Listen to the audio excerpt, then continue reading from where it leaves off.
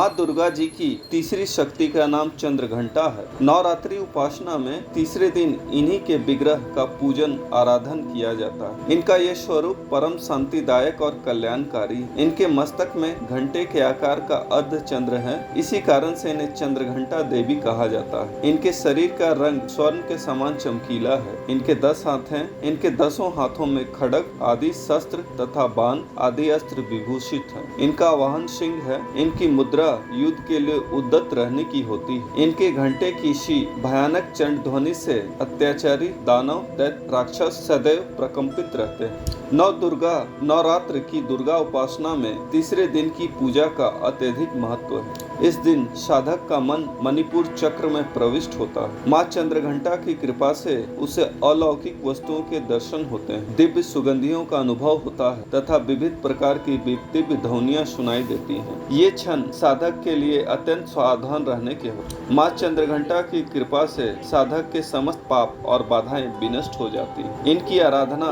सदा फलदायी है। इनकी मुद्रा सदैव युद्ध के लिए अभिमुख रहने की होती है, अतः भक्तों के कष्ट का निवारण ये अत्यंत शीघ्र कर देती है। इनका वाहन सिंह है, अतः इनका उपासक सिंह के तरह पराक्रमी और निर्भय हो जाता है। इनके घंटे की ध्वनि सदा अपने भक्तों की प्रेत बाधी आदि से रक्षा करती रहती है। इनका ध्यान करते ही शरणागत की रक्षा के लिए इस घंटे की ध्वनि निनादित हो दुष्टों का दमन और विनाश करने में सदैव तत्पर रहने के बाद भी इनका स्वरूप दर्शक और आराधक के लिए अत्यंत सौम्यता एवं शांति से परिपूर्ण होता रहता है। इनकी आराधना से प्राप्त होने वाला एक बहुत बड़ा सद्गुण यह भी है कि साधक में वीरता निर्भयता के साथ ही सौम्यता एवं विनम्रता का भी विकास होता है। उसके मुख नेत्र तथा संपूर्ण काया में कांति गुण की वृद्धि होती है। स्वर में दिव्य अलौकिक माधुर्य का समावेश हो जाता है। माँ चंद्रघंटा के भक्त और उपासक जहाँ भी जाते हैं, लोग उन्हें देखकर शांति और सुख का अनुभव करते हैं। ऐसे साधक के शरीर से दिव्य प्रकाश युक्त परमाणुओं का अदृश्य विकिरण होता रहता है।